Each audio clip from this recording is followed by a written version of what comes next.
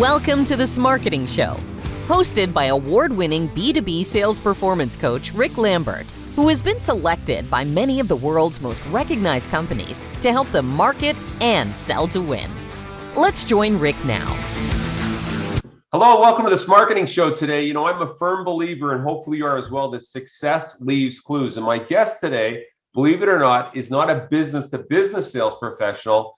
But if you again think success leaves clues, listen up, because today's guest, Kevin Flaherty, great buddy of mine, we grew up together. He has gone on to train thousands of real estate sales professionals. He was a 10-time top producer in real estate and now leads one of EXP's great groups within Canada. Kevin, thanks so much for joining me today. I was really looking forward to having you on as a guest, buddy. Happy to be here. Well, Kevin, you've had exposure to a lot of different real estate people. You've been a top producer yourself. And I thought, what is it that you think makes an elite real estate sales professional, and skill sets that maybe translate, to other people that are in the sales profession as well? Yeah. So I think, there's a few things. It's hard to say which one would be number one, but I think one of the biggest things would be staying radically open-minded. What happens in our industry is people have a tendency to kind of reason by analogy. They come in, especially the new people, they come in, they kind of look around and they do what everyone else is doing. And they kind of handpick the things they want to do versus the things they should do as well, or comfortable doing versus the things they should do. So it's when you're making a plan, which is another thing, to have a plan, you kind of got to boil things down to the fundamental truths, and kind of make your plan up from there, if that makes sense. Now, having said that, what I wouldn't discourage, because this has been, something that's been very successful for me, is who you surround yourself with matters. I've heard it said, I don't know how true it is, but I've heard it said that we become the average of the 5 people we spend the most time with. One of the things that led to success was, success didn't come, automatically or even quickly for me. But it started changing when I started flying across the continent a couple times a year, getting into the room with people that were doing what I wanted to do on a very high level, and copying them. Now you have to be careful when you copy, because like I said, boil things down to the fundamental truths and reason up from there. Don't just copy. But if you are going to copy someone, make sure it's someone who's doing what you want to do on a fundamental level, if that makes sense. Other things involve, good habits. Habits define where we're going to be at the end of the year. And if your habits are consistent with your plan, that's a big one.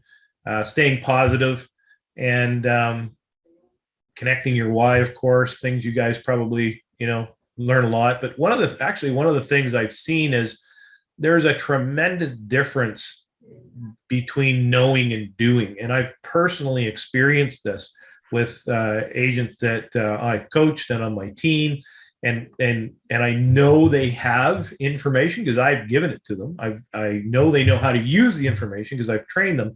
But then when they get in a real scenario, it's like they don't bridge that gap between knowing and doing. Does that make sense? So totally. So, Kevin, you mentioned radically open-minded. Okay. So like you, I've had the opportunity to train a lot of different salespeople, a lot of different industries. And you mentioned being radically, not just open-minded, but radically open-minded. And, given what we've been through recently, I don't know how someone can argue with being open-minded, whether it be using technology to sell, how to scale yourself. What you're doing on YouTube right now is a classic example that anyone could do to get your brand out there, to increase awareness, et cetera. You talk about having a plan. Plan it, do it, review it, basic fundamental. You mentioned surrounding yourself with people, and I don't know if I was the one that gave you that average of 5 people, but at least we hang out together, so that makes something there. Flying, what people don't know, and you're very humble about it, is this summer Kevin came, picked up my family in his private jet, flew us up to his private yacht. And, sometimes I think there's a lot of people that talk about how to be successful. And sometimes if you punch through the curtain, the reality sometimes can be different. And I really applaud you that, not so much from the material standpoint, but I think you've been able to enjoy a lot of things because of your habits. And one of the things you talked about was knowing versus doing. And a lot of times, we work with college students, for example, Gen Zs, even millennials, and they think they know what to do, and or our senators, which are guys our age, maybe in their 50s. And of course, they've been doing it for a while, so they know what to do too. And that's why we run sales practices, Kevin, because people know what they do, but when you put them in the heat of the game, as you've seen, they fumble the ball. They're not able to do what it is they so-called know. You know what I mean? Yeah, I it's been remarkable to me. Like where I really discovered that was like when we implemented a kind of practice where it was being recorded every time, and they would know if I'd go in and look at it or not. And I was just shocked when I went in and looked and saw what was actually happening. On that note, we coach sales managers or sales leaders like you to have their sales reps, as basic as it is, copy their manager in on prospecting emails, leave them a voicemail, what you would say, so that you can evaluate the tone, the inflection, is there a typo, et cetera, things that would, make a big difference, albeit they small. Hey, look, you've coached tons of salespeople, thousands of real estate professionals. Let me ask you this, like if there's one skill that you think most people have a hard time as a sales professional doing, understanding, executing, what do you think that would be? One of the things, I teach is understanding personalities and personality profiles. I use a disc. There's various ones out there, and we can look at that and they can understand the personality profiles. But again, it's kind of the difference between knowing and doing. But the skill that, say, from a sales standpoint, if we're talking about actual sales now, is you can't deliver. You have to be able to evaluate the person in front of you and figure out what they're all about and deliver your message in a way, message or service in a way that they need to receive it. And like if being successful in real estate was having a great presentation, you could send a monkey with a PowerPoint over to push the button, and that would be it. But you have to be able to assess, is this personality, how is this personality going to receive the information, and how are they best going to receive the information? And there's a radical difference in personality types and how you need to sell to them, for lack of a better description. So I'd see that. Just let me, I think what you're talking about is really important. And we all think that we can adjust our style.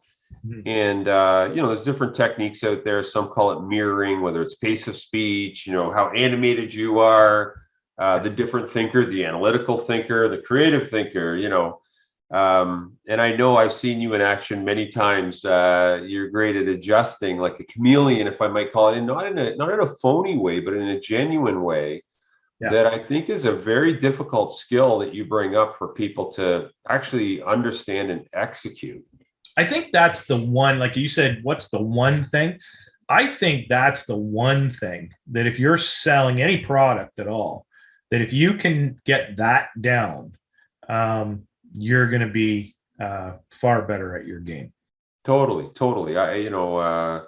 Although you sell homes, I come from selling products and services. The old saying, people buy from people they like and people they trust. And I think, the science would suggest people like people that are like them. And anyway, good point. Hey, let me ask you this. You've been big on technology and scaling your business. And I know you've helped a lot of real estate people within the EXP house, jump on your bandwagon with technology. But what do you see the sales rep of the future doing that maybe they're not thinking about today, that will become really prevalent in the future?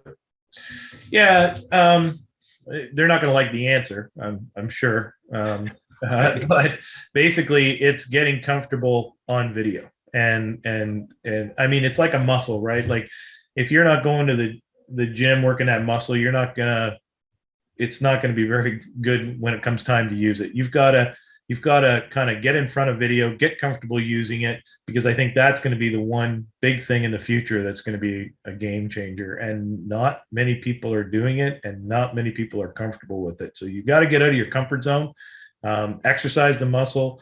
Listen, the way I heard someone say something that resonated with me, it was, when you first start doing it, there's not going to be anybody seeing it anyways. So don't worry too much about it, right? It's not like you have a huge following or something when you're going to start right off at the beginning. Yeah. Just get in and start doing it. Like, don't get the analysis paralysis about how everything's got to be just start, and then you'll get better. You gave me the opportunity to speak to a whole bunch of real estate agents at one of your recent virtual events, which was awesome, by the way. Your 2022 Realtor Recharge event. The feedback I know is outstanding. And I thought what was clever is you brought in different people. Some people from real estate. I spoke to your audience about, how to create selfie videos.